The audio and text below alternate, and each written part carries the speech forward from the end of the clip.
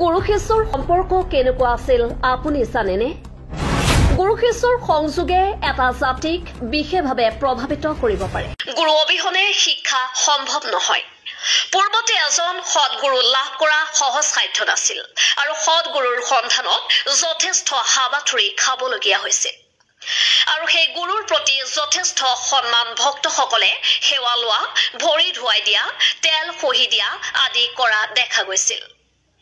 প্ৰাচীন যুগৰ সেই শিক্ষাত শিক্ষকে চেকনিৰ আগত বিদ্যা দান কৰিছিল। শিক্ষাৰ্থীক কিবা নোৱাৰিলে ভৱিষ্যত গঢ়িবলৈ চেকনিৰে কোবাইছিল আৰু শিষ্যয়ো সেয়া হীন চকুৰে নাচাই তাক ইতিবাচক হিচাপে গ্ৰহণ কৰিছিল। এবাৰ এজন শিষ্যই গুৰু আৰু ভগৱানক দুয়োজনক একেলগে দেখাত ভগৱানে প্ৰথম গুৰুকে প্ৰণাম কৰিবলৈ দিছিল বুলি জানিবলৈ পোৱা যায়। কিয়নো শিষ্য পথ প্ৰদৰ্শক হল গুৰু, যাৰ দ্বাৰা ঈশ্বৰৰ সম্পৰ্কে জানিবলৈ সক্ষম হৈছে। গুৰু শ্ৰেষ্ঠ, কিন্তু তেওঁ ভগৱান নহয়।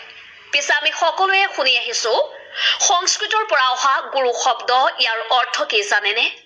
গু শব্দৰ অৰ্থ অন্ধকাৰ বা অজ্ঞাতা আৰু ৰু শব্দৰ অৰ্থ হৈছে যি অন্ধকাৰ দূৰ কৰে। গুৰু শিষ্যৰ সম্পৰ্কত মাধৱদেৱ আৰু শংকৰদেৱৰ মিলনক মণিকাঞ্চন সংযোগ বুলি জনা যায়। গুৰুৰ স্থান খুবেই উচ্চ। গুৰু মহত্বই শিষ্যক বিশেষভাৱে প্ৰভাৱিত কৰা দেখা গৈছে।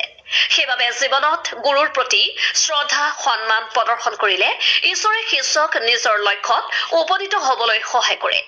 সেইবাবে জীৱনত গুৰুৰ প্ৰতি সন্মান নিতান্তই প্ৰয়োজন।